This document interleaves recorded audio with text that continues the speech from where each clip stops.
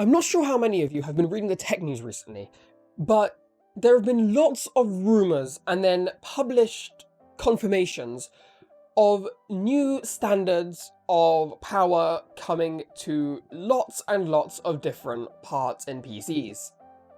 And this has been making massive waves across the tech community because if they don't include adapters for these things or other solutions to these problems, many gamers are going to have to rip out their entire PC if they want the next current gen hardware. And yeah, this is quite a big thing. As a person who likes to have a hands-on experience with their own PCs, I'm finding this quite massive, as you know, I don't want to have to rip out my entire PC if I want the next gen hardware, right? So we're now going to be talking about these changes and why you should not be buying a PC now during these times. And no, it's not because of COVID.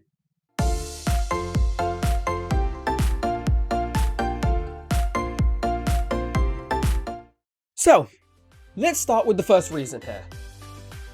Intel. Intel have been changing up their sockets a lot recently, and their processors have been going, just to be frank here, down the toilet. They are getting worse and worse value at higher and higher prices. And you can't go for something like that when you're going to have to replace your motherboard and your CPU and most likely your cooler every single generation, right? That's every year, right? Even if you were to upgrade every other generation, that's every 2 years. You're gonna have to be ripping out most of your PC just to get a new CPU. And that's just one reason, but this has always been the same. But apparently, with Intel's 7nm coming out, we're hoping to get much higher value out of Intel. And we're going to see how that pans out, but as of current information, now would be an awful time to buy any Intel CPU. Reason number 2. Also Intel. Intel has been developing a new power supply standard that would work all on, I think it is, and don't hold me to this because I am not sure, but I think it is completely the 12-volt rail. There would be no conversions across, from the motherboard to the GPU. It would all be done within the power supply, which would mean that you would need a whole new motherboard and a whole new power supply if you were to then upgrade your new system, because newer motherboards are going to have these new power supply standards.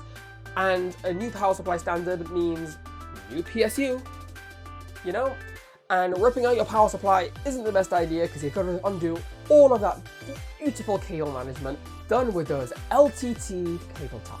LTTstore.com. And now, bringing us on to the third and final reason of this much shorter than usual video. Nvidia and their 3000 series for their RTX GPUs. They are going to have a new type of power connector. It's going to be a single 12-pin connector, not a 6x6, no, just a single 12-pin.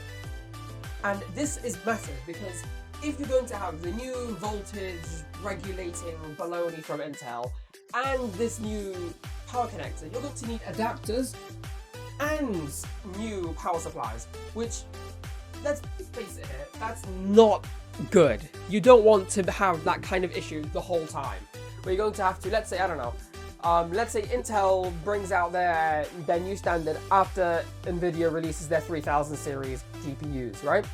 Boom! You suddenly got, I need to get a new power supply for my new graphics card because, who knows? They might not give us adapters, right? And then, boom! Intel with their new standards. Once again, new motherboard. So these things are going to cause massive, massive issues for any custom built PCs or anyone who would like to just upgrade their PC from what they have currently.